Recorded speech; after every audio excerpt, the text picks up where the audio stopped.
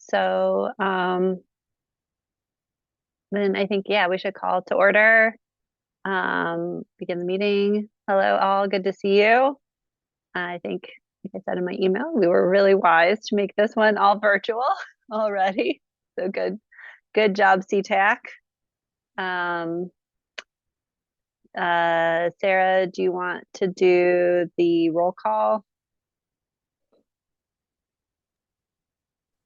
Yes, I was just letting Jose Gomez in here. Oh, perfect. Um, yeah. Miss Medley, Present. Miss Chen, Present. Mr. Gardner, Present. Mr. Gomez, Present. Mr. Healy, Present. Mr. Ethan Hall said he couldn't make it. Mr. Lee Condor, Present. Mr. Marty Meth, Present. Mr. Nathan Moore. He's not here yet. Danny Yoder should not be here. He's transferred to MPO Tech. Mr. Thompson, Present. Mr. YY. Present.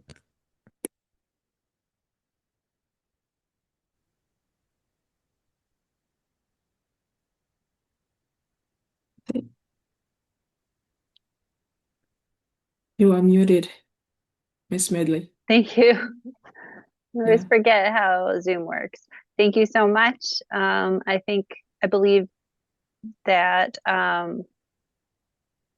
we should all keep our videos on for the whole meeting, right? In order to maintain quorum. Yes. So just a Yes. note on And that. I can also read the remote participation policy before we start. Yeah, sure. Thank you. Yeah. So this meeting of the Charlottesville Albemarle Metropolitan Planning Organization, CAMPO Citizens Transportation Advisory Committee, is being held pursuant to the Code of Virginia, subsection C, 2.2-3708.3, which allows a public body to hold all virtual public meetings. This meeting is being held via electronic video and audio means through Zoom online meetings and is accessible to the public. The method for holding this meeting shall not change unless a new meeting notice is provided. Should the electronic transmission fail, you may reach out to the TJPDC at tjenkins@tjpdc.org. Notice has been provided to the public through notice at the TJPDC offices, to the media, website posting, and agenda. The meeting is held pursuant to the remote electronic participation, and all virtual meeting policy is adopted by the MPO Policy Board on August 27th, 2025. The meeting minutes will reflect that the meeting was held by electronic communication means and the type of electronic communication means by which the meeting was held.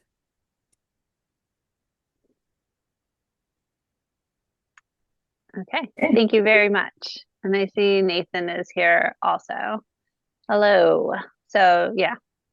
Let me just pull up my agenda again. I just lost it. I have too many tabs open. Okay. Is there anybody here who would like to speak as a member of the public?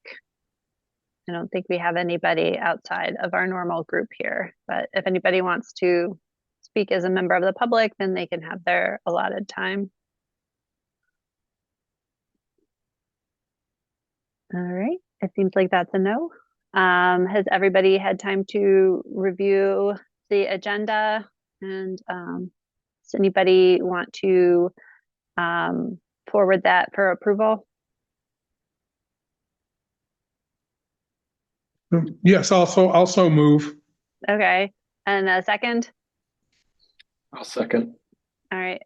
All in favor of approving the agenda? Aye. You can just raise hands, I guess, or say aye. Any Aye. opposed? No opposition, so that passes. Thank you very much. And then the minutes from the last meeting. Does anybody have any comments on those? They looked good to me. All right, would I'm not you the spelling guy, though. would you make a motion to approve the minutes? Or would Sure, anybody? I move we approve the last minutes. All right, a second. I'll second it. All right. All in favor, you can raise hands or say aye. Aye. Any opposed? Sarah, I'm so sorry to interrupt you as chair. The electronic meetings policy does say that for any action taken by a group during an electronic meeting, you have to have audio on and all members have to be heard. So if you guys could do an audio approval of any of those votes, we'll have it for the minutes and for the recording. Okay. Thanks. Thank you so much for that clarification. If everybody could unmute themselves and we can go back and approve the agenda. All those who approve say aye. Aye. Aye. Aye. Any opposed? Thank you. That is approved. And then the minute meetings from last meeting, all those who approve those say aye. Aye. Aye. Aye. Any opposed? All right, and so those are also approved. Thank you so much. We can move on towards elections. And so this is the first meeting of the calendar year. And so we will hold elections for the chair and the vice chair. Anybody? I'm not going to be able to hold this position again. This is my last term. I'll be up in a couple months. And I'll just make a pitch that working with Taylor and Sarah, like I said in my email, has been wonderful. I've gotten to learn so much, and I really appreciate the effort that they put into this work. So it's truly a great experience to learn more about the inner workings of the TJ PDC. Does anybody volunteer, or does anybody want to be chair or vice chair?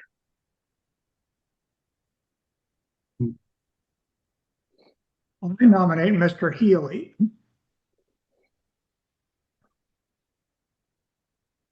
Well, I guess I should comment. I'm a little stacked up right now. I just got on our Property Owners Association because it is a lively time now over in Willoughby, and that's really where I want to put my effort.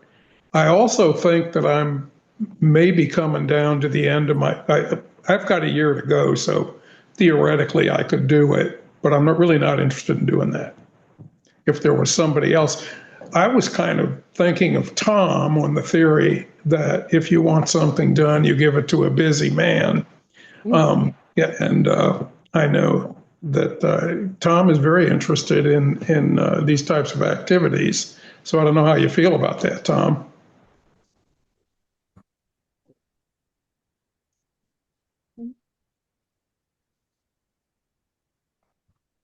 And I still don't. I was thinking that this happened last time, and I got nominated and I took the job. I would also say we are discussing the future of CTAC, and anybody who is especially interested in maintaining CTAC and as it moves forward, this would be a great opportunity for you to take a leadership role in that. And that should be a consideration.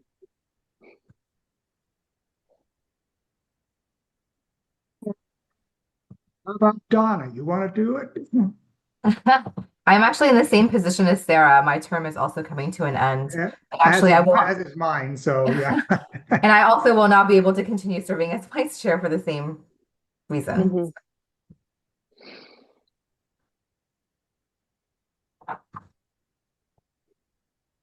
Well, Stuart, you've been it before, haven't you? President or chair? Yeah, I think I was vice chair, but I think my term's coming to an end as well. And I'm also stretched too thin right now. All right, if you all term out, you're going to make our decision really easy. Mhm. Yeah. Yeah, that's sort of what I was thinking too. If nobody was interested in this, then maybe we know what the future of CTAC looks like. Um, some of the newer people, I think, Jose, this has been your first year. Nathan or YY, are you all interested in any leadership roles here? You would, Yeah. the chair is a non-voting member of the policy board, and the vice chair is a non-voting member of the technical committee. Yeah, I'm not. I'm winding down in many aspects, and so I'm focusing on being a decent teacher in my undergraduate and graduate courses, and that's enough right now. I've got 4 grandchildren, and that's really where I want to. Yeah. So I Wonderful. apologize, but it is not a priority enough to I wouldn't do a very good job with it. I know I wouldn't, and I don't want to be that person that's not engaged enough and in leadership. So, Peter, what about you? I am a definitive no. Peter has already emailed me that he was a no. Okay. I have family caregiving responsibilities that are just going to keep growing, and my plate is full. I'm trying to relinquish a few things, but thank you for thinking of me. Similar for me. I'm glad to be here as part of the Albemarle County Planning Commission, representing that, but I'm not really, I think especially given my comments last meeting, I don't know that I'm the person to lead this forward if that's what we want to do.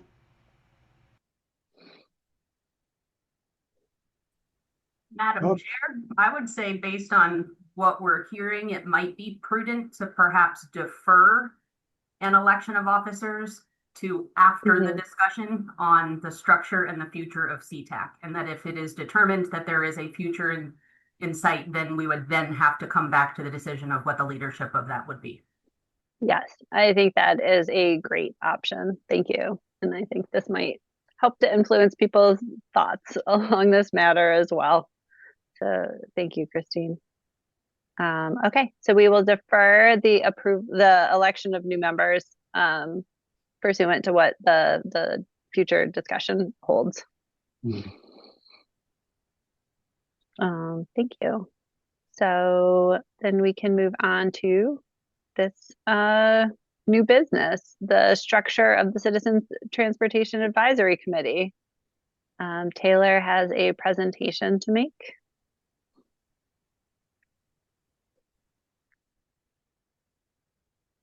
Thanks, everyone. Could I get a verbal confirmation that you all can see the screen? Yes. The presentation? Okay. yes. Awesome. Great. So let me go into full screen mode here. All right. Well, good evening, everyone. Thanks for joining us for our virtual meeting this evening. Staff thought it might be helpful for us to just have a couple slides for you, just recapping some of the information that we previously shared about the roles and responsibilities and the decision points of the MPO. And so I will give us that recap for those items, and then I'll pass it over to Sarah, who's going to walk us through a little bit of research that she did on other citizen transportation related bodies in the state at other MPOs. Then we'll give a refresher again on the scenarios that you all saw last time, and then we will pass it over to the committee for you all to go ahead and have your facilitated discussion. So as a reminder, MPOs are federally established organizations in areas with 50,000 or more population.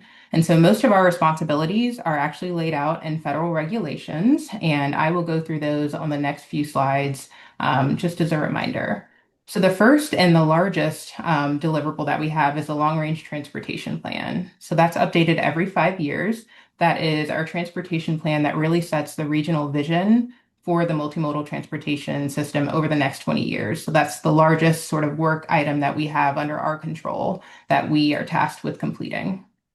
Next is the Transportation Improvement Program. That's updated every 4 years, and that's really a financial document. So that's a list of projects that are meant to spend federal transportation funds. They have to be in that document to be able to expend those funds. The Unified Planning Work Program, or a UPWP, is something that we do every year. That is the MPO's work plan that identifies what activities staff are going to be working on with federal funds every single fiscal year. Next, we have our performance safety targets. Those are adopted yearly. And then we have other performance targets that are on varied schedules. Those are like bridge condition, pavement condition, asset condition. Next, we have our 3C agreement. That is done every 5 to 7 years following a major federal transportation reauthorization. So the big transportation federal bill that happens every 5 to 7 years. That is an agreement that we sign, the MPO, its member jurisdictions, the state, and transit providers, where we all identify what we are going to do, what our role is for the transportation planning process in the region. That's also the document that gives us our MPO structure. So that's what tells us that we have to have a policy board and a technical committee, and which committee is supposed to be doing what activities. Next, we have our annual obligation report. That is another financial document that we complete every single year. That one doesn't require any action. That's just an accounting of how many federal transportation funds were obligated in the previous federal fiscal year. Then we're responsible for our MPO boundaries. That's updated after every decennial census. So every time we look back at that population to see if there's anything that we need to do to either grow or shrink the MPO's boundaries based on how the populations have changed. Then we have our public participation plan, which describes how we involve the public in the transportation planning process. Federal regulations don't identify how often we have to update that. It just says periodically updated or updated as needed. And the Title VI plan describes our process for how we comply with the Title VI Act, Title VI of the Civil Rights Act, and that has to be updated every 3 years. Then we have our travel demand model. We are currently undergoing an update of that right now. That gets updated every 5 years. That is an analytical tool that's used to support the transportation planning process. We use that when we update our LRTP. That's also used for any STAR studies, any project pipeline studies that are related to transportation to help forecast what the traffic network looks like. Then we have functional classification. That is a process for how we classify our streets and highways. So is something a highway, is something a local street, is something a major arterial, and that either happens minimally every 10 years, or that can actually be updated by request by one of our member jurisdictions. Next, we have Smart Scale, and Smart Scale happens every 2 years. We have a couple different roles in that one. So we are an eligible applicant, so we can apply for projects through Smart Scale, through the state, for construction funding, and then we also support our member jurisdictions by providing resolutions of support for any projects that are within the MPO area. And then we have various state-led plans and studies that we participate on, that VDOT leads, that we participate as a stakeholder in. And we have other discretionary grants that we can apply for that we're an eligible applicant for. So that's the RAISE projects, the BUILD, the Safe Streets and Roads for All, VDOT's Transportation Alternatives, discretionary grant programs like those. So as a reminder, out of the 15 MPOs in the state, 6 of them have a transportation-specific citizens advisory committee. Other than ours, 4 others in the largest urban areas are active. And there's a star next to Winchester, Frederick County, because that one has a citizen committee identified in their bylaws, but there's no evidence of meetings that are currently being held. It's not active. There are no minutes, agendas, or anything like that posted. So out of those citizen-related committees that are actually active, here is just a map, a spatially represented visualization of where those are located. So just one note for this map is that MPOs, you notice that behind our name, so that's 50,000 people or more. Where you see TPO, that is a transportation planning organization, those are in populations of 200,000 or more. So they are much bigger. They cover a larger geographic area, and they do get some different funding sources that we don't get internally. And so Sarah can speak to a little bit of that and the research that she saw. So I will go ahead and pass it over to her to talk a little bit about the research that she's done and what she's seen. And we also, in your materials that went out in the meeting packet, there are hyperlinks in here too, in case anyone was interested in going to look at these agendas or learning more about these groups. Sarah? Yep. Thank you, Taylor. Good evening, everyone. Thank you again for meeting today, CTAC. And that was a wonderful refresher from Taylor. And As we move forward in this discussion, it's just important for us to remember and to note really and to be mindful of the fact that the MPOs and TPO and TPB that we looked at, councils of government, they are all located, like Taylor said, in larger areas geographically than our Charlottesville Albemarle MPO. As such, the roles and responsibilities are way different than what we would see or what we could see in our region. And you will see this reflected on each slide as we provide summaries of our findings in this presentation.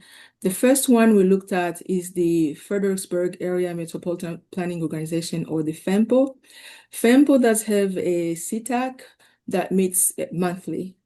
For this MPO, CTAC advises their policy committee, which is the equivalent of our MPO Policy Board here. They do advise their policy board on citizens' perspectives on transportation planning, programs, and projects. They also serve as a platform for public opinion on transportation issues. In this way, their CTAC serves to encourage citizens' participation during the planning process. Example for FEMPO, for activities that are included in that were included in the last meeting, which happened on January 7th, can be found in the hyperlink that were included in the materials. And these include their complete street survey results, which is a program that we are not currently addressing here at the PDC. This type of plan addresses safety, accessibility needs, and this kind of plan support funding for complete streets in the Fredericksburg area. They also covered an update on their congestion mitigation and air quality improvement plan, which is a federal aid program that provides funding for transportation projects or programs that contributes to meeting the requirements that are included in the Clean Air Act. Again, this is not a program that's required for us here in this region at this moment. Another example is their Surface Transportation Block Grant, which is the STBG, one of the most flexible type of federal transportation funding that can be used for a wide range of transportation projects, planning, and programs. So we didn't go in depth into this, but if there are any questions or resources that you would like to dive deep into, we could provide a link to shed more light on that.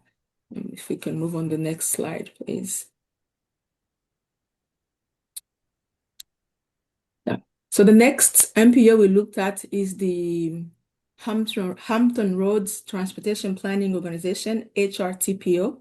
The HRTPO has a Community Advisory Committee, which is a CAC that meets 6 times a year. And they do advise to their TPO, the equivalent of our MPO, and to their PDC, HRTPO and HRPDC. Their mission is to provide community viewpoints on regional issues, any issues including strategies, funding, priorities, and really just to be part of their decision-making process at their TPA level or MPO level and their PDC level. Their CAC listens to community members' point of view. They help to allow the voice of the community to be heard at the board and the commission level. And similar to us, their chair is responsible to communicate their work back to their policy board and their commission. Examples of programs and plans they provide can also be found on that agenda, but they include congestion mitigation, congestion management process. For example, at their last December meeting, they also went through an overview of their membership approval for their committee. They received, similar to what we discussed last meeting, updates on just an informational basis on the LRTP prioritization process. They receive a public survey, updates for their Hampton Roads strategic plan. They also received an informational update on their fiscal year 27 and 2030 TIP draft project list. Next slide, please. The third MPO we looked at is the National Capital Region Transportation Planning Board, National Capital Region Transportation Planning Board, which is a TPB. This is a council of government that covers multiple states from the District of Columbia, Virginia, and Maryland. And they do have a community advisory committee. They meet once a month, and they provide advice to their TPB on all the activities reflecting the diverse point of view. I'm sorry, I don't know why I had that alone. Wow. Yeah, so they provide advice to their board, and they offer comments on all the activities of the TPB.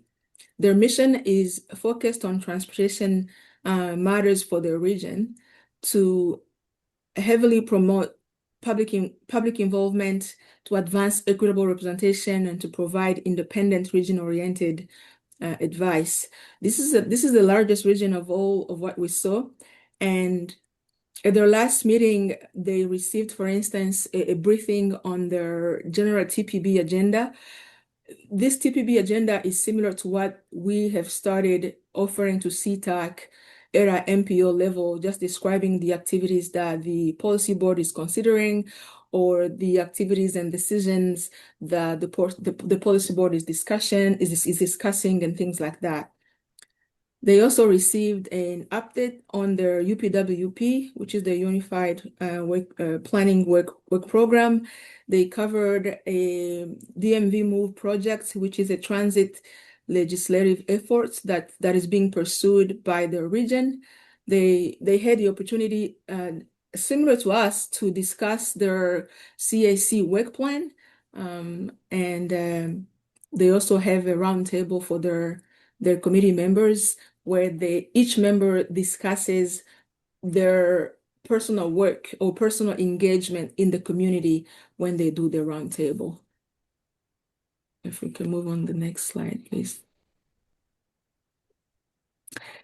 Yeah, and the final MPO we looked at is the Richmond Regional Transportation Planning Organization, or RRTPO.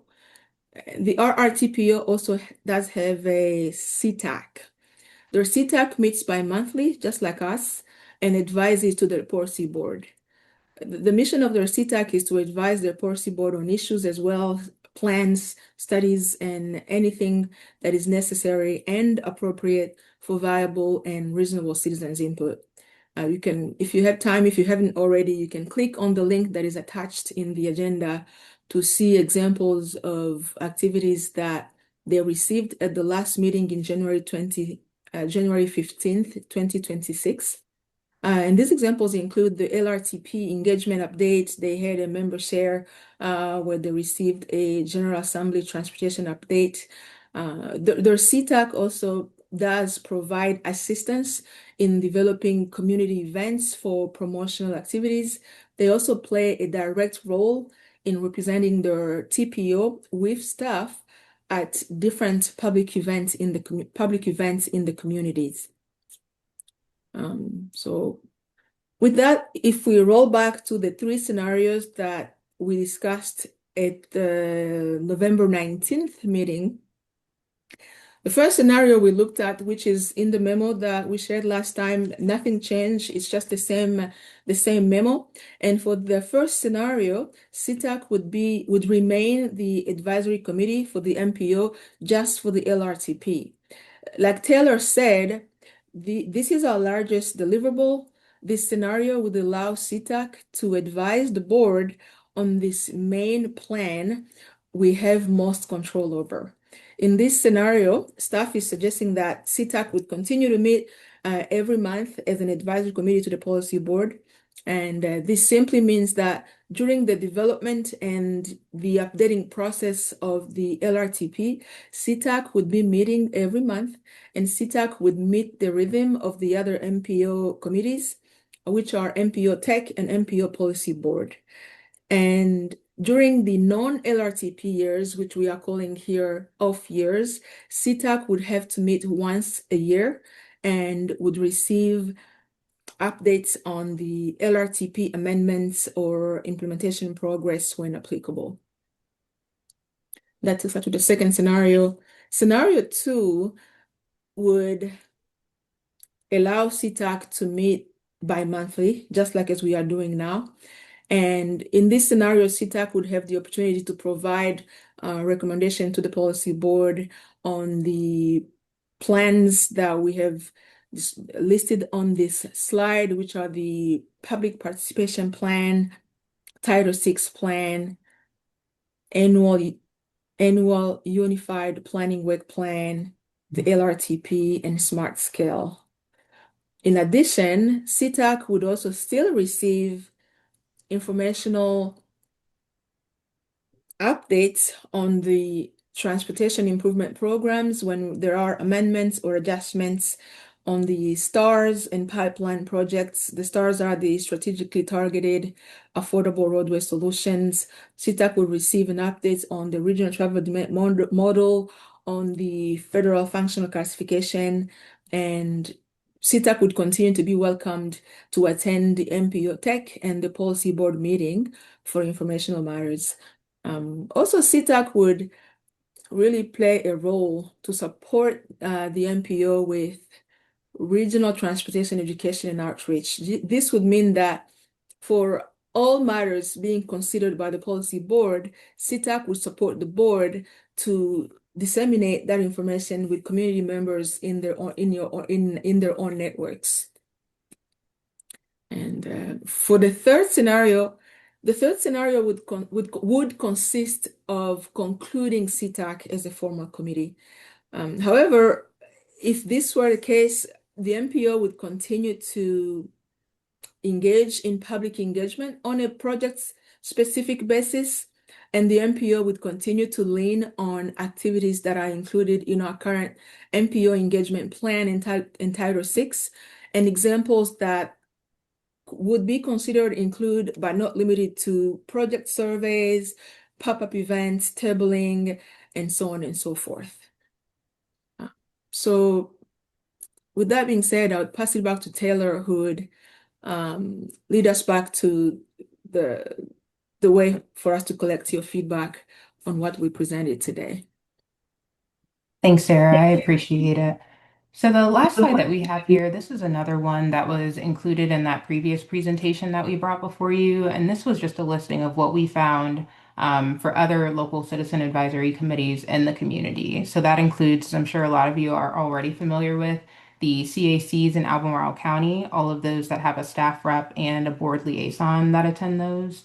Charlottesville's Bicycle and Pedestrian Advisory Committee, or BPAC.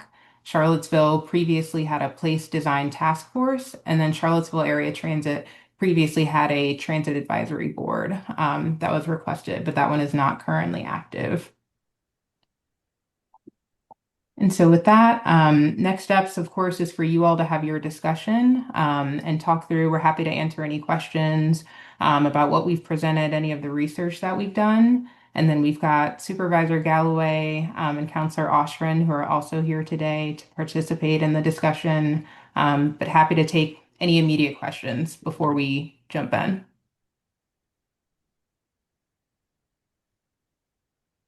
Why? Yeah, thank you for the presentation. It was very informative. And I think the main question for me is like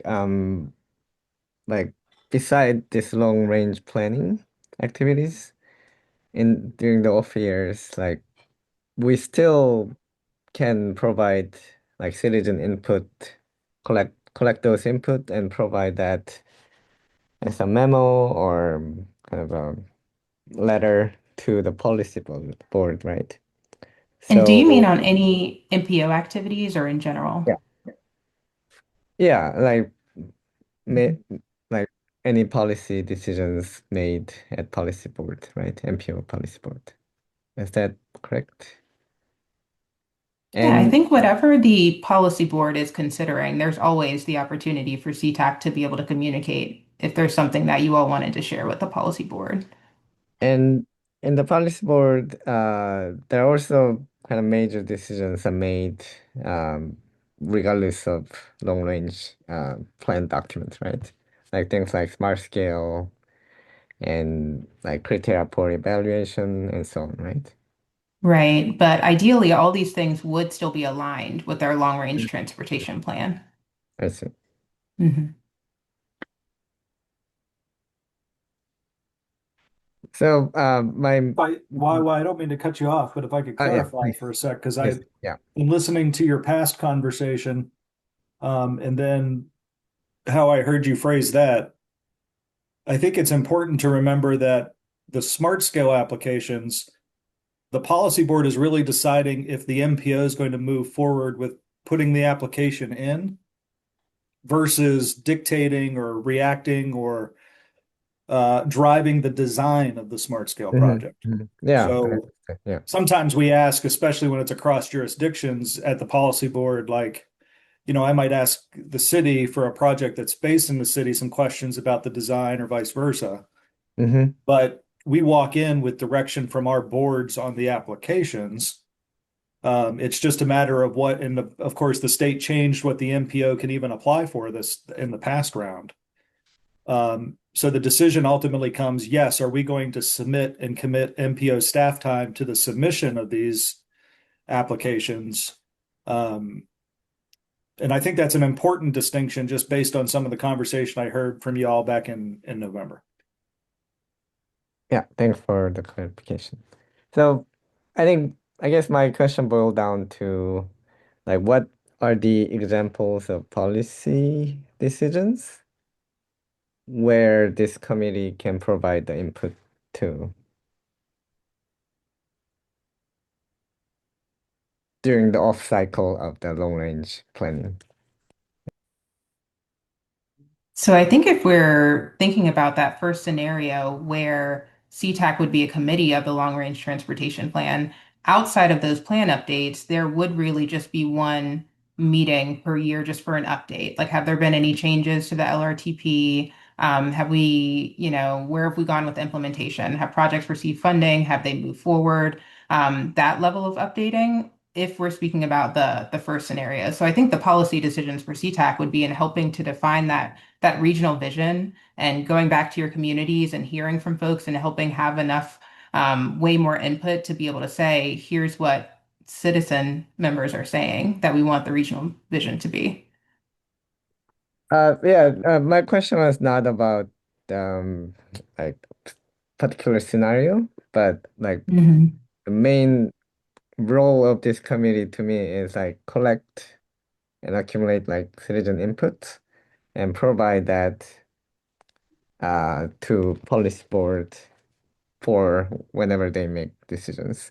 So my question is like, what are the potentially important decisions that this committee can affect potentially besides long range planning activities? And I think the distinction is it something that needs to come from a committee for feedback purposes, or is it something that if people are interested, can they just show up to an MPO meeting and give public comment? And what is the value of having it be committee based and all these hours that everyone is putting in for this committee versus if you all are just people who are paying attention and want to chime in, we have public comment at MPO. Is that valuable enough, or does it make sense to form a committee to submit that opinion? Yeah, thank you for the comment. That's really a good point. Yeah. Yeah, and I can flip back. Oh, sorry, go ahead. I'm not sure who started speaking. Oh, it was me. And I see Stuart has his hand raised. If it was related to this. Yeah, thanks, Stuart Gardner. Just question generally, do we have any sense if the policy board feels like public comment outside of CTAC has been adequate? Because I kind of see CTAC's role as filling a gap if there isn't public comment. But if the policy board feels like there's an effective model outside of CTAC and they're getting feedback that they need to make decisions, then that certainly reduces the role or need of CTAC. Any sense if public comment is adequate outside of CTAC currently? Thanks. Ned, do you want to say I something? mean, adequate is an interesting word. A lot of the public comment we field at the policy board, or a majority, is probably more in line with how our roundtables go at the end. We have groups that are like Peter Krebs is a frequent flyer, public comment. And Peter's informed. He will comment on things that we're discussing to add commentary because it's his only way to, right? He's not sitting at the table. And he'll give public announcements to things that are transit related or related to the topics that he knows people in the room will be grateful for. I'm trying to think of times when we've received public comment on the things we're voting on. When we're just voting on adjustments to tip, we're not getting public comment on that. I mean, these are perfunctory. Let's move money from one category to another. They don't even get a lot of discussion from the policy holders. We do have some folks that are engaged with this who will chime in on designs, but they use all their venues to do that as well. And I'll use Lee as an example there. Lee, like outside of this committee, I know Mr. Condor is going to get his point across to somebody, and he's probably going to do it in multiple places and points. So he doesn't lose that, but that's more, and I think the rest of you in the room are probably like that you're going to get to the places where you can have the impact. In thinking in the history of things that were decisive votes, the policy board doesn't really take a lot of votes that are real controversial, I guess would be maybe the best word. And I can think of one. It was up to the policy board to decide on the bike ped bridge that we're considering from Pantops over to across the river, the placement of where the bridge was going to land on the Woolen Mills side. The policy board made that decision. And one option was in the city and one option was in the county. So, the city folks, I think, had a lot more constituent reaction because, of course, it was impacting homes and streets that it could land on, et cetera. So there was I do remember there being public comment and emails sent to us to help inform the policyholders on that. We also received it at in our day jobs, if you would. And I know that the city council received more than we did at the county. We have a very engaged electorate.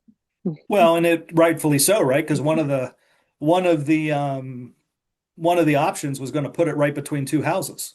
Mm-hmm. So, I mean, I'm only half joking when I say I'm glad that portion was in the city.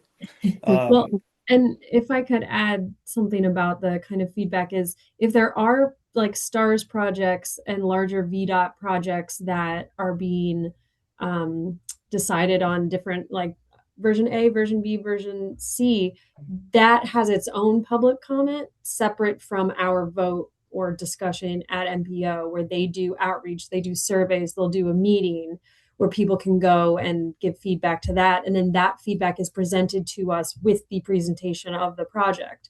So there's hardly ever additional in-person feedback on those items. If that helps answer that question a little bit. Yeah, thank you. Appreciate it. I will just chime in a little bit about that last comment, before we went into this discussion about what is the value of having a committee perhaps outside of these public engagement meetings. And one of the things is that for the public engagement meetings, of course, the stakeholders who show up usually have something to win or lose in the particular project that is being decided. So I think the difference between this committee, which is appointed before any of these public engagement things come up, is that it's probably a more representative voice of, I don't want to say your average citizen, because it is citizens who definitely care about transportation, regional transportation, but also that there is some stability in the knowledge that if they are meeting regularly and being updated regularly about these activities, there is a flow of knowledge from meeting to meeting that is consistent, rather than the folks who show up at public comment meetings where they're only reacting to the information they've been presented at that one particular meeting, right? It is different being able to see all the way from the long range transportation plan down to specific, tip lists, down to what are we applying for in terms of VDOT smart scale projects. Having that continuity in this hopefully consistent body of folks, I think gives you different feedback than you would on these project meetings that are very like stakeholder oriented, if that makes sense. Right. It's more like your at-large representation instead of it's my neighborhood, I need to react representation. Exactly. I'm not here because it's touching my property, right? We're just here because we wanted to look at the transportation planning and investments at a large level, higher level. Mm-hmm. I see YY's hand is raised. Yeah, I think that's really good point. And to just add to that, I think also the representation of the public is skewed in terms of like kind of income level and disabilities and so on and so forth. If you're working on like multiple jobs, it's not easy to participate in these public meetings. And sometimes public meetings are during the hours that's really not accessible for those who work long hours. So a potential option for this committee's role is maybe playing a little bit more active, proactive role, collecting those voices. So just a thought. You, Nathan. Hey, I just wanted to kind of be a little realistic about where we've been as a committee. I've been on this for about 2 years, and I have learned a lot from the VDOT reports. I've learned a lot from, what we're applying for in terms of smart scale and otherwise, and some of the other studies that are going on. I also don't feel like there's a lot of actual citizen input happening right now. And I don't mean that in a bad way. I just mean that like, the long range transportation planning process kind of like set the watch and now it's going. I don't know how much we need to. I don't know how much we need to meet. And I know I said this last meeting, and I do see that there could be a potential use for this committee in terms of that sort of outreach engagement, but that's not really what the folks here are charged with. And I think if we want to do that, we can, but like that's a different committee than what we've got. So anyway. Yeah. Thank you, Nathan. And I think I appreciate your comment, YY's and Donna's. I think if nobody has any specific questions, this might be a great opportunity to move towards everybody voicing their opinion. I would go around and call on each member so that everybody could say that. I have my timer here, so I'm gonna just try this, be a little bit authoritative in my role. Let's see, I'm putting you all on gallery.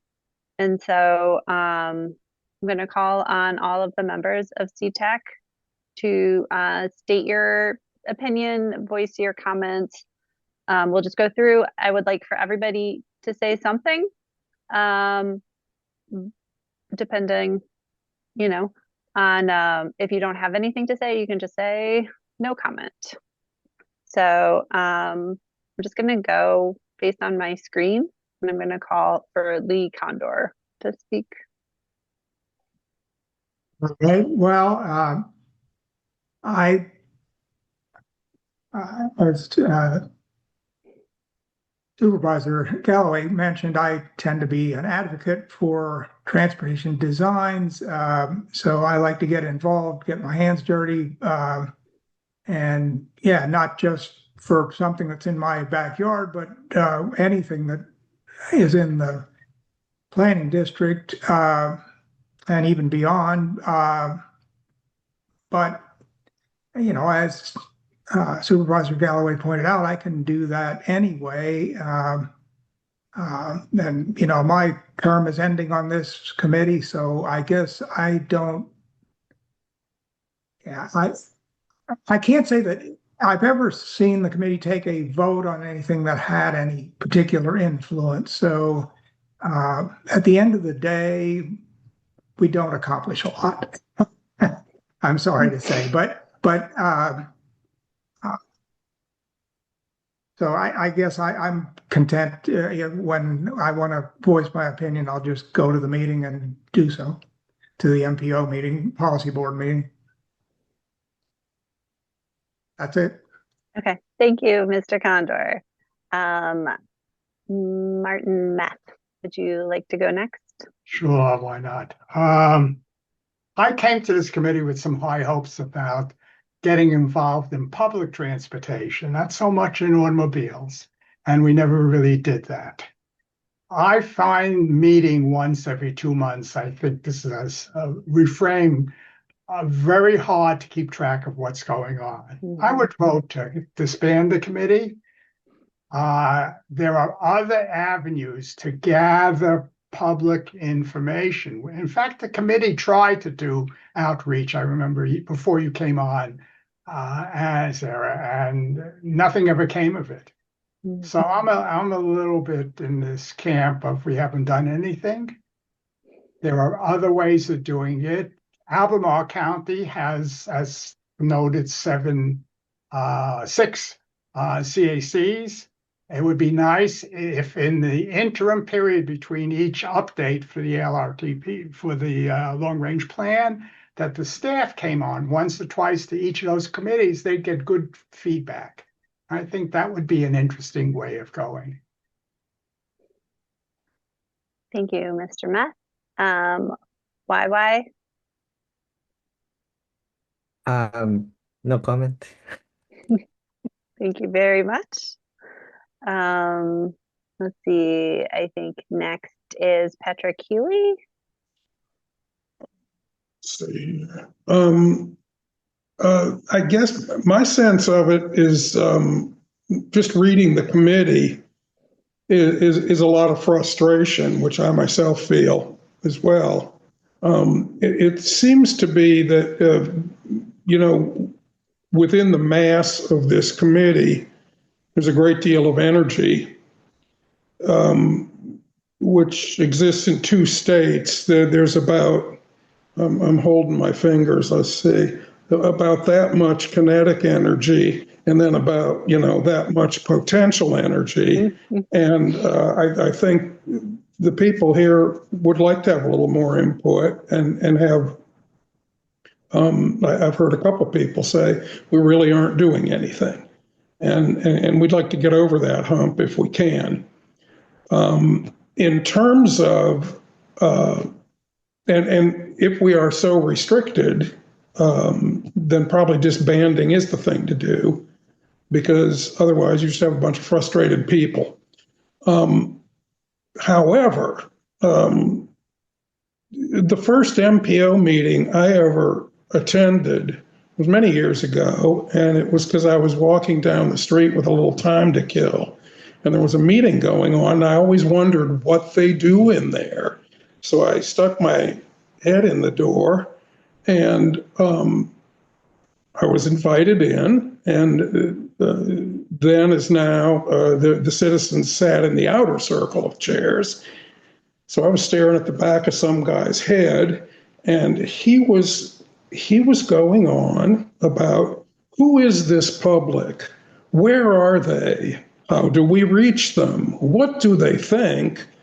And I was glancing out the door as a bunch of the citizenry were going to and fro on the sidewalk. My first thought was, this guy's a moron. They're right there. But as he warmed to his subject, I understood what he was saying. It is very difficult unless there really is something. A bridge landing on your back porch, then you and all your neighbors show up and pound on the table. But Mr. Healy, your 2 minutes are up, and we're oh, going to okay. continue, Anyway, and the then point we can is come that back to you. we are the public until something better comes along, and that might be useful for the board and the council and for MPO. Thank you very much. Stuart Gardner. Thanks. Yeah, in my mind, the role of CTAC is to provide a forum for citizens and public feedback, plain and simple. And I think the examples that were presented of other CTAC, type things, I really appreciate that, and I thanks for the work that was put in to do that.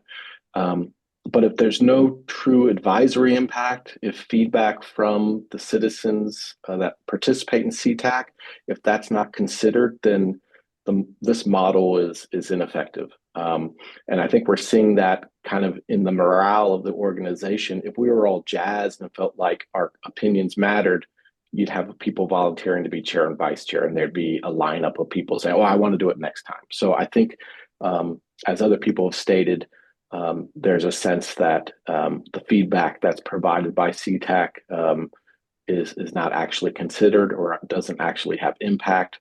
So I think that's one challenge, and I think going back to the most important issue is there a forum for everyday people to voice their concerns outside of hot button issues? So that for me is the value of keeping CTAC to have a voice. But if there's no real impact, then it's hard to defend it long term. Thank you. Thank you very much. Donna Chen.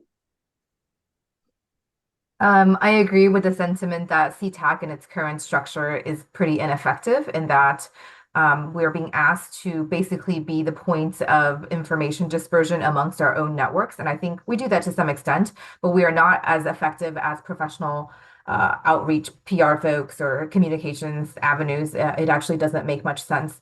Same thing with what Stuart said. I think people were excited to join here because they wanted to provide feedback. I was under the impression when I first joined that perhaps as this role described as advisory meant that we would be advising on MPO activities, but it seems like it's mostly a one-way avenue where something is being presented to us, but there's not a lot of, no room to actually provide input. So I think, in its current format, it's very ineffective, and I would almost support the, disbanding it as it is done currently. However, I do think that if people wanted to consider the restructuring of CTAC as a way to have informed citizen input, a knowledge base that is continuous, whether it's monthly or bi-monthly meetings or whatever it is, I think it can be really valuable. It's just not being engaged correctly at the moment. Thank you, Donna. Thank you, Ms. Chen. Jose Gomez. Yeah, I don't want to restate what all so eloquently has been said by Stuart and Donna and others. And I will honor my commitment to the organization as best I can. But I don't. I was in an organization where we had advisory committees, and my expectations on what the role was and what it is are way different. And so I can see disbandment and would support that. Thank you very much, Mr. Gomez. Peter Thompson. As Jose mentioned, advisory groups, I think, generally struggle. I've been a part of them in different levels, and that's just been my common experience. And I do think there's a big need for more citizen input into a broad sense of transit and transportation issues. And as noted earlier, I used to be on the CAT advisory board, and it hasn't functioned in 6 or 7 or 8 years, and there's been pressures that happen, and it just falls on deaf ears. I guess I'd say that more broadly, I don't know that this is the right model in pondering it, partially because the MPO is so geographically small in the scheme of things. And that we really aren't talking at very broad macro levels. It tends to be more a lot on, on an intersection project. And that's not, I don't think that's working very well. The last meeting, the key CTAC, and there's, I think, at least one voice missing today. There was more energy around continuing, but I'm certainly clearly hearing a lot less now. I think if anything, maybe the model one works, model two is kind of trying to carry on. And I hear this is not really working for anybody. And I'm still not really clear on what the MPO policy board really would want or need out of us. That's what I thought we were going to get last year, that we were waiting for and waiting for. And instead, we got a memo of 3 models. And I still really haven't heard what that could be. And maybe if we can't hear that, maybe there's nothing there.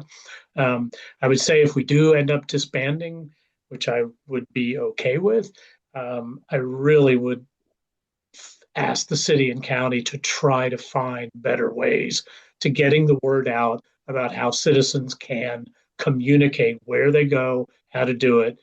I know in some levels a lot is done, and I know county staff particularly gets frustrated that they do a lot and people don't show up. But I think there's still room for improvement in trying to figure out what the best way to get citizen input on the broader range of transit and transportation stuff. Thank you, Mr. Thompson. And Nathan Moore. I already shared some comments. I would echo probably Donna and Peter a lot.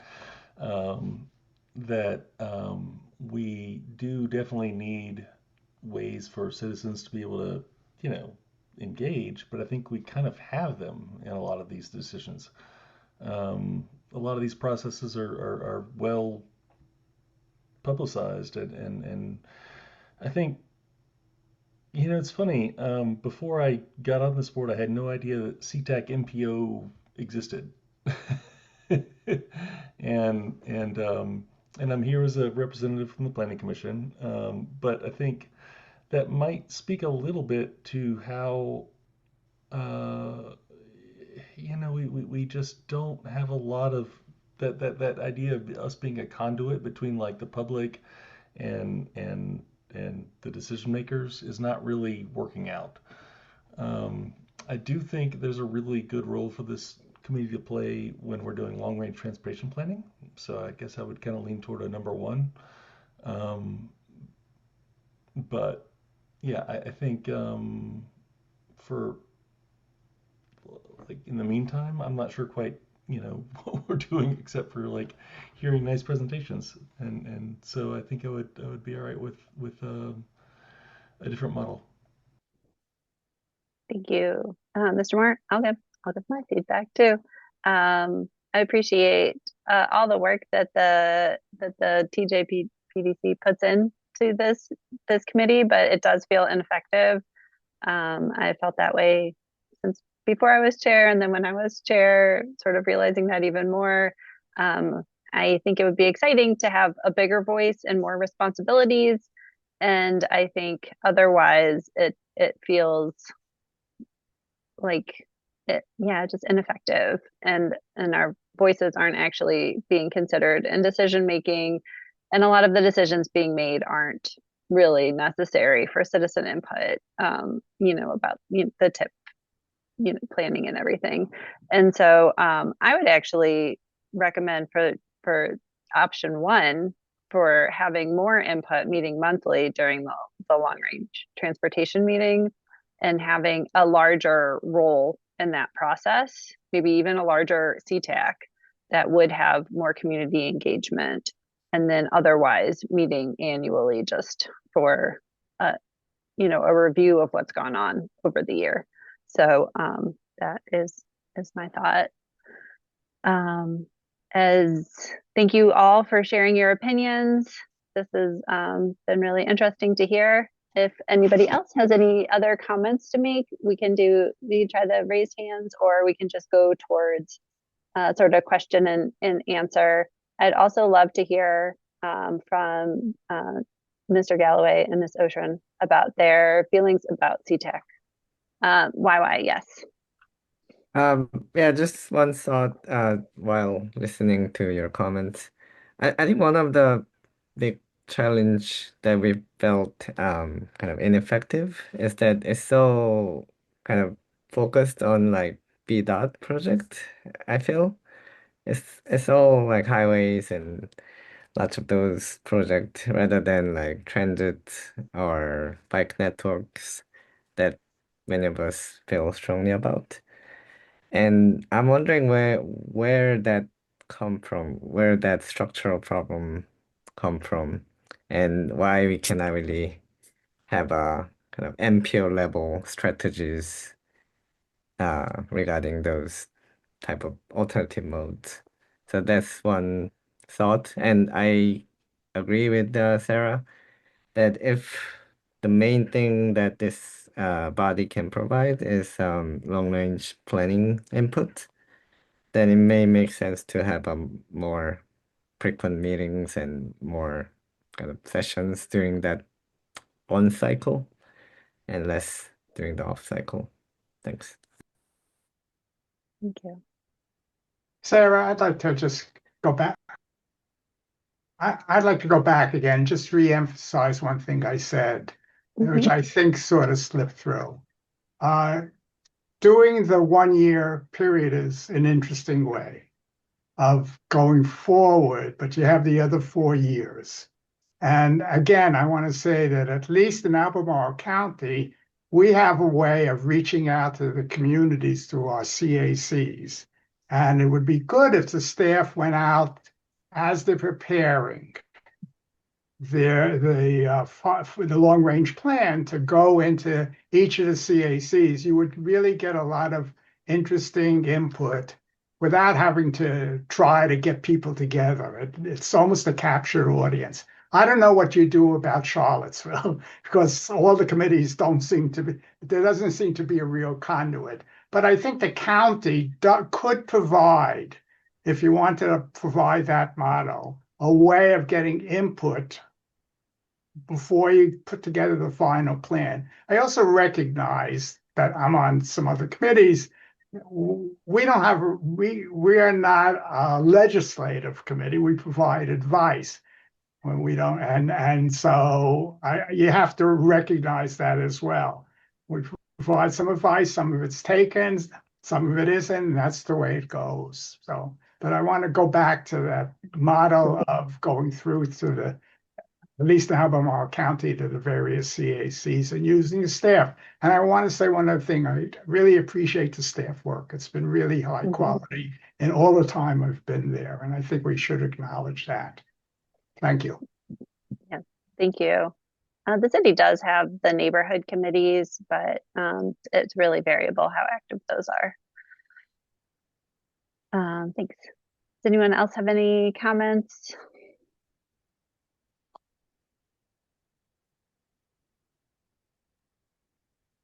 I mean, when you're ready, I'm happy to engage. I'm sure Councilor Ushern is as well. So when you just tell us when you're ready for us to react a little bit. Please react. Natalie, you want to jump in?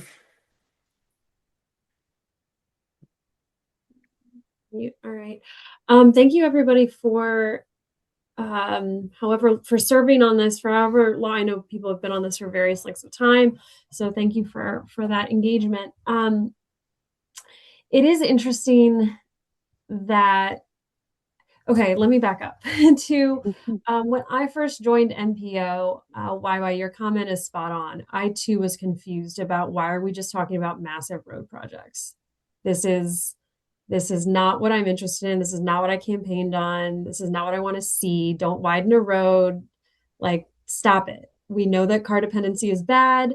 We know that it's fundamentally unscalable. Why do we keep doing this?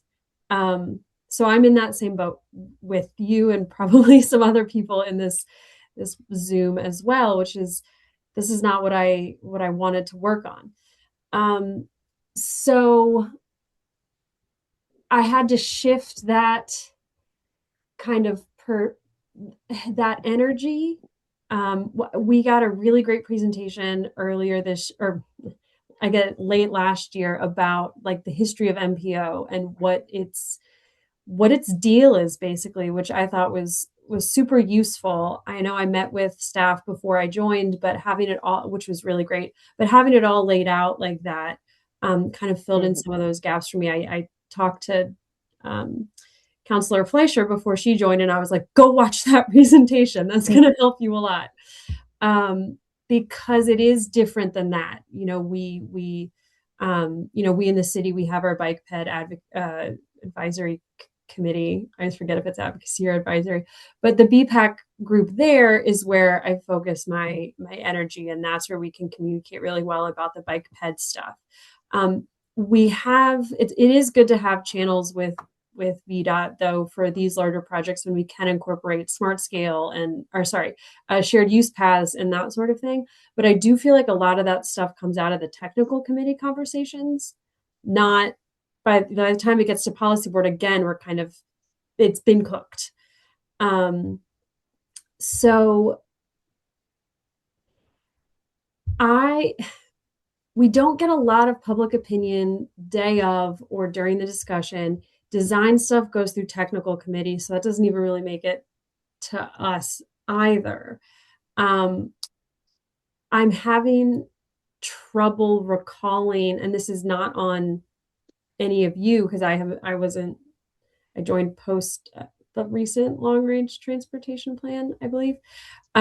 So I don't have a strong memory of ever really getting input from CTAC on things, probably because there hasn't been much to comment on. So if the energy is going towards disband, I think that does make sense because it's not something we're really relying on at this time. But again, I haven't been through the long range part and gotten feedback during those times, so it might be different. Ned has a different view of that maybe. But also both scenarios, one, especially scenario 2, is like asking a lot more of you than the committee currently is right now. And if that's something that, I mean, given the morale and the energy that we've gotten so far, especially during the conversation for officers, I don't know if that's the kind of thing that it doesn't seem like people are super interested in that, in actually having like assignments. Here, go talk to 10 people and report back what you think, or that kind of aggressive, active outreach. That would be kind of the only thing that would be useful for a committee like this. But then where does that feedback go? Does it filter in through technical committee first and not actually to us? Because that's where the kind of sausage is getting made. But again, there are those public outreach options already. So I am comfortable with either scenario, knowing that scenarios 1 and 2 are a lot more work, and would you all be interested in doing that? I'm not super getting that vibe, which isn't to say that would be different in a long range year or when you do have a more specific task request. I have heard actually that a lot of us would be interested in doing more work if it was asked for us and useful. And also I know that the TJPDC does a lot of its own outreach. And so during all of these processes, they are engaging with the communities through different avenues. And so like that's already sort of baked into their workflow in a way that's outside of what's been described so far. But that's just me. So just answering to that. Yeah. And I know it's a lot to ask to show up to more stuff and to do more things for you all, but for, if it was changed to be like, okay, here's a task, call up the same 10 people every time, that shifts CTAC to more of like an active focus group scenario.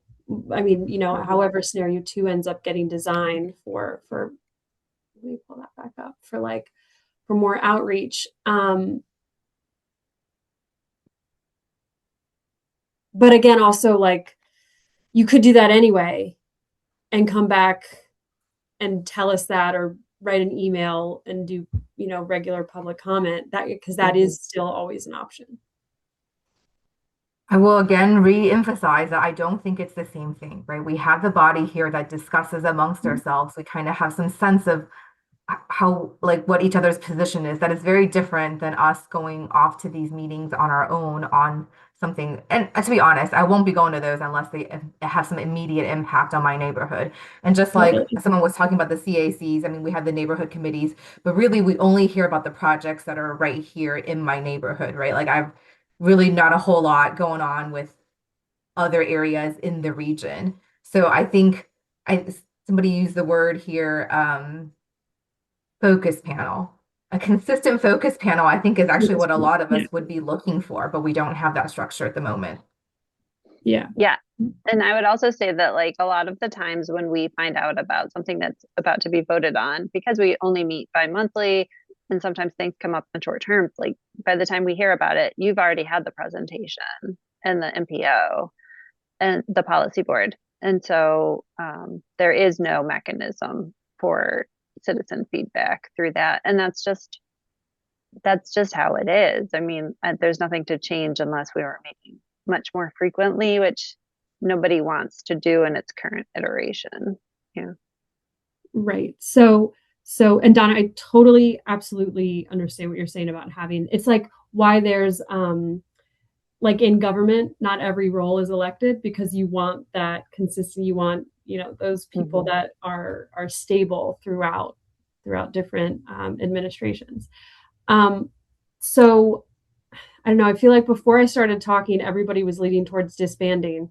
And now that I've started talking, people are leaning towards focus group. So I'll take a pause and let Ned chime in. Yeah, I'm wondering what happened between your November meeting and this meeting. The winter blues or the ice and the snow. But I mean, I appreciate everyone's input. And just to put it into perspective, about a year ago, I started hearing from some of the Albemarle County folks, what I've heard from other committees. This is not abnormal, as some had said in your comments, for an advisory committee to go through. So it's a good point to do a check-in and a recheck and what's purpose, et cetera. And then we had conversations with the chair, vice chair over the summer. And then we brought it to the policy board to go, hey, this is on the radar. We got some issues that we got to iron out and work out. So that's what kind of brought us to this particular point. Before I kind of break down what I've heard in two different evenings, the November meeting you all had and tonight, I want to say that from a standpoint of if this moves forward in some fashion, I think there are great models out there on which to compare it against, given the modern time. I don't mean this isn't a brag on our Albemarle County CACs. Some of them are less functional than others. And they struggle because some of the CACs find themselves more as advocates versus advisors. And the advocacy versus advisory is a critical point. Our CACs can take votes, but they're basically, I think when I've seen my CAC, which is a highly functional CAC, take a vote, it's because there were like 10 for, 11 against. And the only way to decipher meaning from it was to take the vote so you could count it. But most of the time, it's function for us as a county, as an elected. I'm there as a liaison, so I don't vote, I don't do anything but show up, report on the county stuff, hear questions and concerns, and we kind of operate the way we do. But it's definitely a two-directional type of thing. So the function for the county is for rezoning applications, for example, the developers must do a community meeting. Well, it used to be that they would just schedule those and be on their own. Well, now they come to the CAC meeting in the right geographic area. And at the very least, they know they're going to get highly informed people, the CAC members, to respond to the application. That's a minimum, which if they go off and they do their own and there's no additional public folks, nobody shows up. So there's just no feedback. Then you get the other extreme, which happened in my CAC this past Thursday, where we had too many people to fit in the room, and they were all in the hallway trying to get in, standing room only, people sitting on the floors. It was a 60 plus people attendee type of meeting. And it's the first stop along the way of many points where citizens can engage and provide comment and feedback. And then the CAC grapples with that. So when I was hearing the November meeting and then this meeting, there's a lot of advocacy interest in this group. It's just unfortunate that the MPO is not an advocacy body. So advocacy has to be left to other means. And that's not just an MPO piece. That's almost everything under the TJPDC umbrella. Because different jurisdictions are involved. And this is where the TJPDC is the nexus of regional collaboration. But it's not one jurisdiction telling the other what to do or advocating. It's sharing what you're doing, and then we work through any regional issues that come up. But advocacy is really about you take a stance and you push that stance. And advisory is really about we need all opinions and we need your help to bring those to us. So the one person that maybe votes no on something, if there was a vote, versus the 20 that vote yes, is as important in an advisory capacity than advocacy. So as a policy board member, I would not be supportive of continuing the body and having staff resources spent on advocacy. That has to be, there's different roles and different functions for that. And there's a lot of organizations outside of government organizations to fulfill that advocacy need. At advisory, however, I think there's a use and an important use for that. And I think that all of the responsible points for this particular group have had some breakdown and a lack of focus since the transportation plan. And I'll break it into three pieces. I think the policy board really has to step back and take responsibility for what the clear purpose and direction of this committee is. So we've just not had to grapple with that discussion for a while. And whether that's long-range transportation plan at a minimum, we don't need it, it's extra stuff. It can be all of those, but we have to have that discussion and go, do we want them? If we do, what for? And then define that in a very clear way. I think the staff then needs to define, along with the policy board, what the clear process is. Because if the direction's clear, but the process doesn't happen at the right points, then like somebody said, well, we get the information, but then we found out the policy board already got it. Well, if it's informational, the reason we gave it to you is we hope you would disseminate that out to the community as an informed citizen and talk about it. But if it's at the beginning of something we want your feedback on, then you have to be the start. You have to be stop one in the path to the policy board. I think that process becomes clear based on the direction. For our functionality in Albemarle CAC, it is the first stop in citizen engagement for a rezoning. If it's budget, though, it's usually an informational point to say to these citizens, here's where we're at, here's what we know, take this out to your community. And by the way, tell them these are the public hearings where they can come talk about it. And then the responsibility is on those members to go push that information out into their neighborhoods. I think the third point then, and this I think is on the committee members, is, clear engagement expectations. If the purpose is clear and we've got a great process to support it, then you all as members have to go, how are we holding each other accountable for engagement where it's not just showing up and listening at the meeting? Are we doing the work to push out to the community the information that's vital, but then gather information so that when we go in and nobody shows up, we're not just asking the questions because because of my background and my own interest, but I'm here representing 10 people, 30 people, because I've had some discussion. Hey, this is coming up, and where do we go with that? Now, again, I'm spoiled just because I have an advisory committee that works that way. So I know it can work.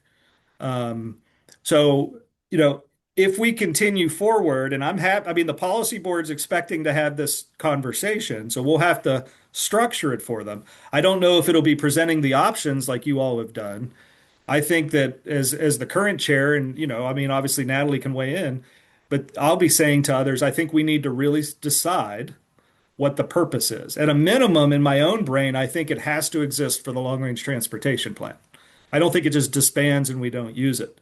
But even then, we have to get better at what's the clear direction now, because frankly, it's just different than it was 20 years ago. Public engagement has changed tremendously. in that time frame. There are some constraints that we'll have to work in no matter what happens. Current budget of staff time can't grow.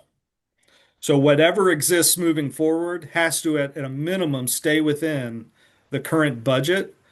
So if anything gets pushed beyond that, committee members would likely have to take on some responsibilities to make that work. Now, I don't think that's the answer. I think you work within your constraints. But the MPO, they are budgeted very specific, and from Charlottesville and Albemarle and what they pay into the PDC. So we have to stay underneath that. And then we have to stay in the umbrella of the charge of the MPO. So I know that bike ped and transit are big issues, but a lot of times bike ped and transit are updates we receive from other things, not actual votes or actions that we're taking. They're involved in a smart cell application because it's multimodal and there's pieces that are within it. But a lot of times, like in our roundtables, we'll get updates from Kat and John. The advocacy groups will come out, like I'd mentioned, Peter Krebs will come out and give us updates in public comment. And then transportation planning staff all give their roundtable pieces. But, to have a pressure point on or an advisory or advocacy position on like a bike ped plan or a transit plan, then we have to direct you to CARTA for transit and frankly to the city and the county for projects or how bike ped gets moved into their transportation priorities. Because the things you would be missing in this group outside of smart scale are all the other transportation priorities both jurisdictions handle. Because remember, MPO only touches a portion of Albemarle. It's not the whole county. So for folks that are interested in bike ped outside of whatever the MPO's jurisdiction or boundaries, rural transit as an issue, those type of things we'll get reports on and updates on if we're involved with grants or if any studies have been done. But we won't actually take any action on it other than maybe say, yeah, then we'll sign off on the grant and the PDC being the grant holder. So that's just me kind of reacting and responding to what I heard from the November meeting and tonight. We'll have to figure out a path forward just because we're the policy board. I don't take any inference at this point about your nobody wanting to be chair or vice chair or any of that, because if I were in your seat, then I would feel very similar to the way you do right now. In fact, I have, because I'm appointed to different committees and boards, and there are times where I'm like, what the hell is this committee doing? And when you have so many to sit on, and I know several of you on the county ones do sit on multiple boards, that your time matters to you and you want it to be productive and useful and feel like you're actually accomplishing something, even if it is just advisory. Natalie and I will, I'm sure she recommended we do a debrief. Don't mean to give away the the sausage making, but I know that's part of this that we will be talking about. I know that Supervisor Malik will be interested, and I'm sure Jen, who's getting up to speed as a new counselor, will be interested in hearing how we can move this forward. We'll do it in a public conversation. So at the very least, I would imagine Sarah may continue in that role, but you're all welcome to join in virtually or in person. And we'll discuss what we think we need as a policy board from this group. My hope would be we would make a recommendation to come back for your feedback to see where you're at and go from there. And I'm happy to field, I'm sure Natalie is as well, based on our comments, any questions that are there if needed, but that's where I'm at right now.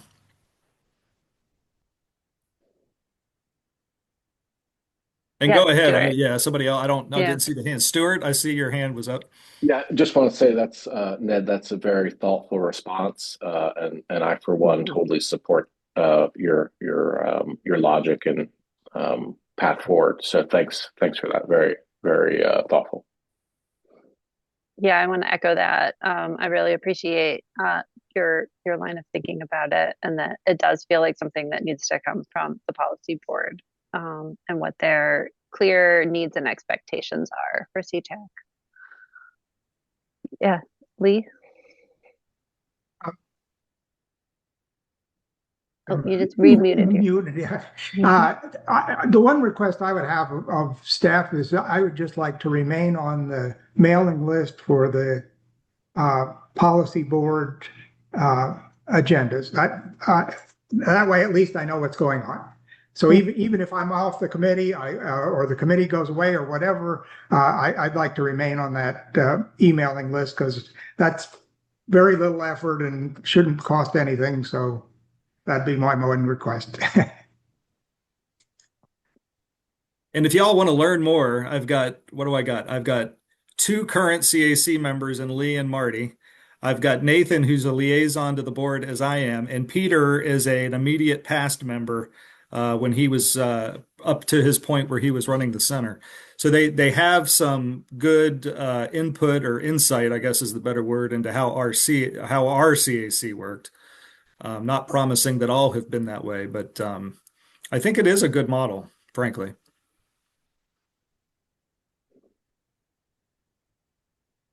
All right. Thank you so much for all of your input in this discussion. I think maybe we need to revisit the election for the chair and the vice chair.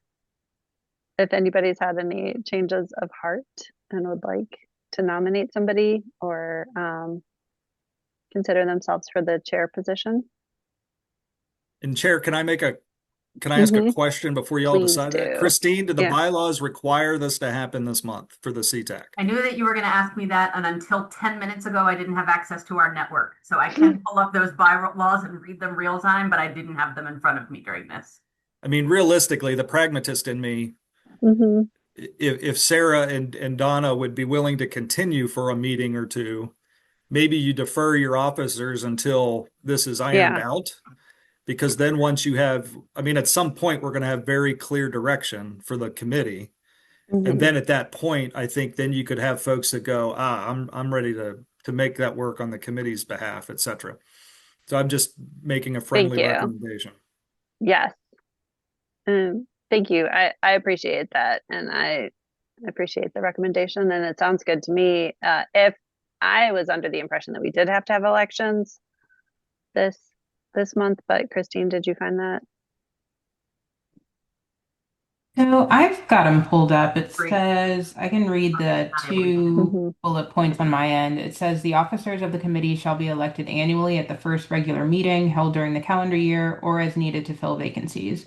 Nominations will be taken from the floor, and election shall be held at the first meeting during the year as provided in A.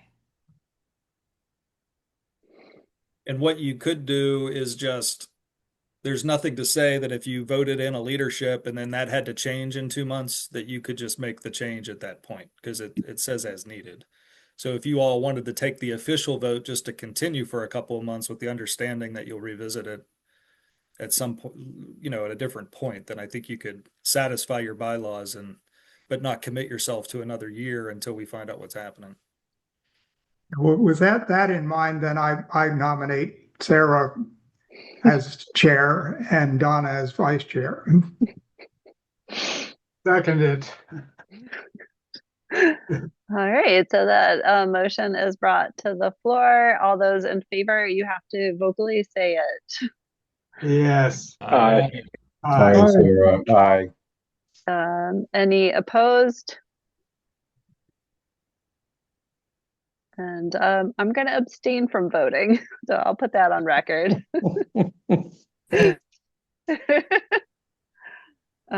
Okay, well, there you go. The motion passes. Thank you for your votes of confidence in us. All right. So I believe that what will also be happening is that we are going to hear from the policy board at their next meeting what they would like from CTAC, and then have move forward from there. And if I could just ask, because Taylor probably has the best understanding of our upcoming agenda. We haven't done pre-agenda for our meeting yet, right?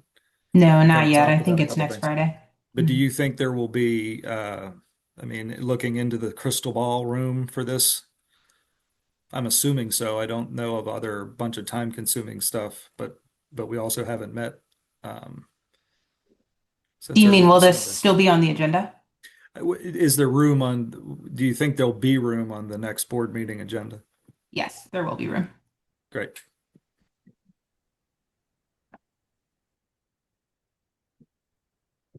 All right. Okay, then let's move on to staff updates. It looks like Taylor, you have the Campo staff updates.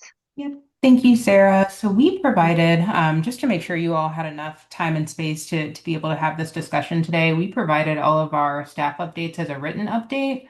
So I can hit a couple of the highlights right now for everyone. So we are in grant application season for a couple of the key TJPDC programs, including our Red Share program, which is a partnership between us and the Central Shenandoah Planning District Commission, and also our PATH program, which is a mobility management program. Both of those are funded through significant staff support from DRPT, so we're working on those, and those will go in by Friday. We're also working on an application for the federal USDOT build program, and that's for that Rivanna River Bicycle and Pedestrian Bridge that Supervisor Galloway mentioned a little bit earlier. That one is due February 24th. We also received notification that we did not receive the Safe Streets and Roads for All application that we submitted last June. And we did have a debrief meeting on that yesterday, and we're working on typing up some notes to be able to provide to everyone just so that folks have it. But that meeting, we were not able to record. They don't provide you any written feedback. It's always just a verbal debrief meeting, and our overall application rated as medium for that one. So we got some feedback on what we could potentially do better next time if we pursue another Safe Streets and Roads for All grant application. And then we're also working on our fiscal year 27 Unified Planning Work Program. So as I mentioned a little bit earlier, that's our work plan. And so a draft of that has been prepared. We have our fiscal year 27 through 30 TIP document. We're doing a comprehensive update of our TIP right now, and that should be completed in the spring, the first draft of that. And then the other things that I included in there were just opportunities for public engagement if anyone was interested. So the 3-Notch Trail, there's a survey open right now for that. And there was also a statewide BPAC meeting that was held yesterday. So we included the link if anyone was able to crack open their packet a little bit early and see that that was yesterday. So the newsletter is also included in there. Those are our major things. Any questions?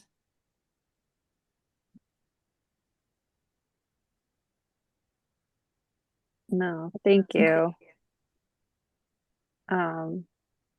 If no questions, then we can move on to the policy board activities. And I think Sarah had prepared that document.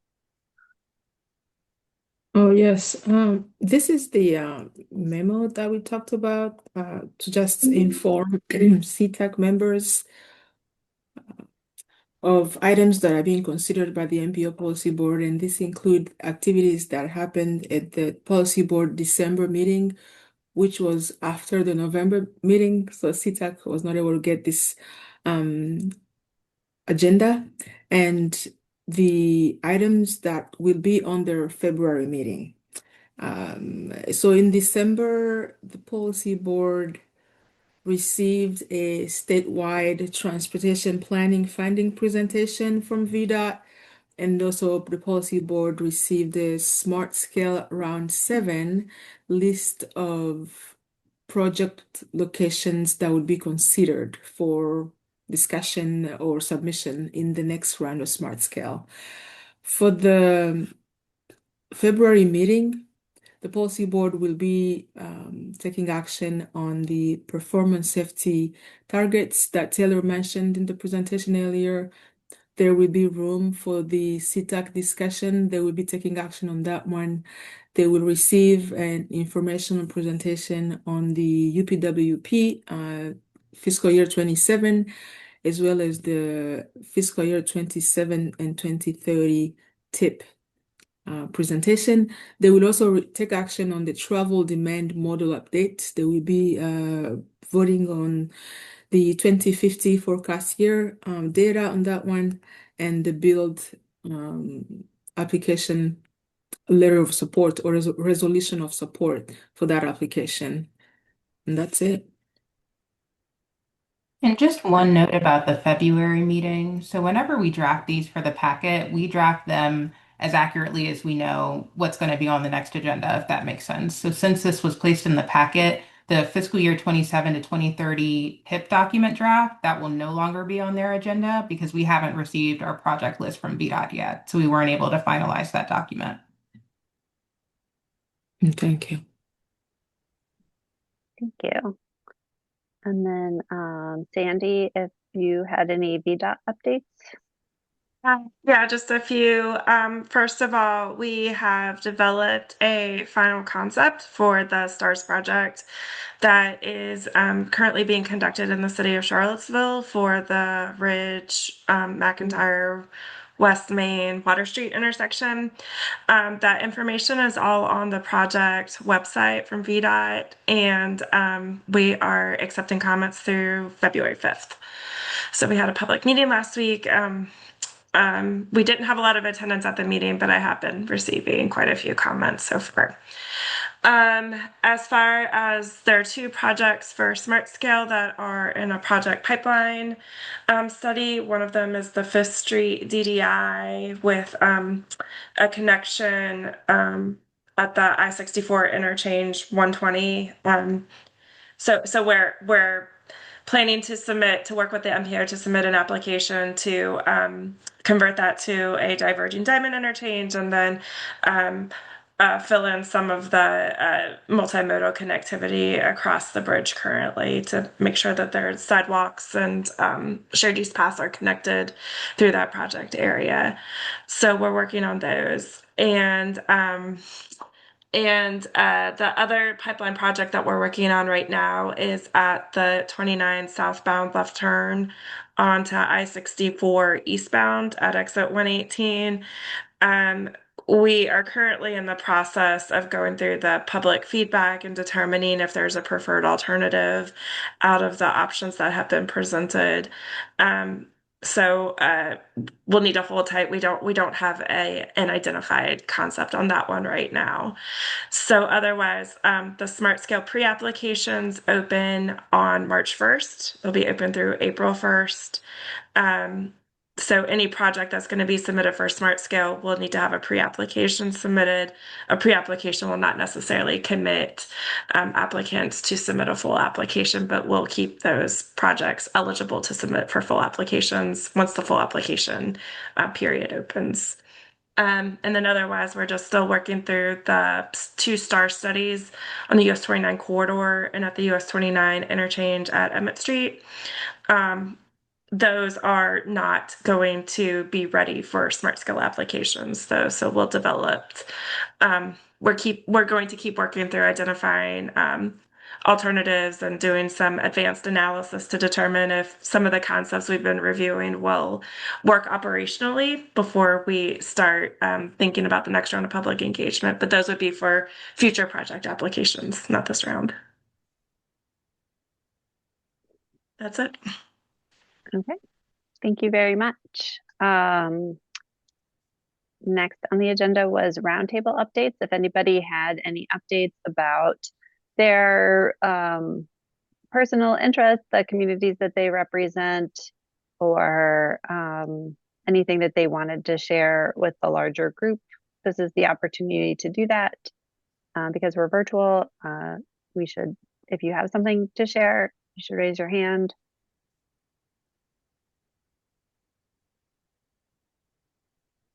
Give it 1 minute. Yes, Ned. I had to work to find my little raise hand item. I just want to call out that if you did not have a chance, you may have been aware of it, at the last MPO Policy Board meeting, VDOT gave a very good presentation on how transportation funding works in the state of Virginia. And if you haven't listened to that, I would go back and listen to that. It's one of those informational items where you really can see how it goes from the budget and how it goes down and where the buckets are. And after 8 years of service, I still don't know if I can explain it, so I have to re-listen to it myself sometimes. but how things are funded and how much are funded really impacts everything that we're doing. So especially this group, it may be worth your while to go back and check that out. And staff, that was the 17th, if memory serves, of December. I think that's correct. Yes. If I can make Christine make that face in a meeting, I feel like I've succeeded. All right, there you go. Thank you. Thank you very much. Anyone else? And again, I don't think that there's anybody here from the public. If anybody has any personal things they want to share as a member of the public, they can share that now.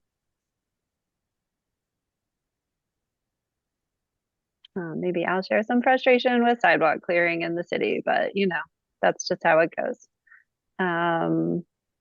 If there's nothing else, then we can adjourn. Our next meeting will be on March 25th at 7 p.m. in person. And I will be at the policy board meeting. They're always very interesting, and I encourage anybody else to attend that February meeting. And, you know, gavel, we can be adjourned. Thank you. Thank you. Thanks, everybody. Thank you. Thank you so much. Thank you. Bye. Bye-bye. Bye.